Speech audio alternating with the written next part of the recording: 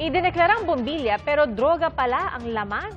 Halos 250 milyong pisong halaga ng shabu ang nabisto ng Bureau of Customs na itinago sa mga LED light.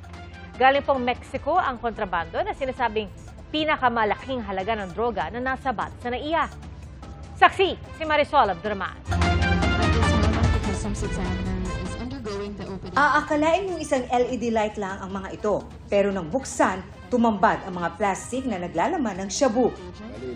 Ang 10 kahon na yan, nagmula pa sa Mexico at dineklarang naglalaman ng mga LED light.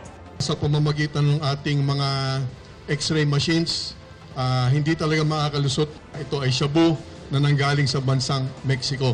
Kinukonsider natin na high-risk country.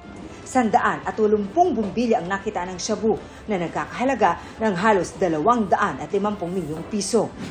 April 14 daw dumating sa bansa ang nasabing kargamento galing Mexico na itinuturing ng BOC na high-risk source. Sa Valenzuela City ang destinasyon nito base sa nakasulat na address sa consignee. Ayon sa customs, ito ang pinakamalaking huli nila sa NAIA.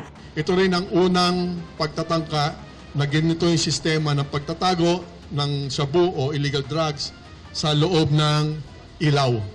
Sa ngayon, patuloy ang investigasyon para matukoy ang mga sangkot. It's a subject to further investigation with the intent of eventually magpa-file pa rin po tayo ng kaso once we really find out kung sino po yung tumbok na itong delivery nito dapat. Mula nitong Enero, umabot na sa 3.2 billion pesos ang halaga ng mga nasamsam na iligal na droga sa mahigit 220 anti-drug operations sa Bureau of Customs. Ako si Marisol Abduraman, ang inyong saksi.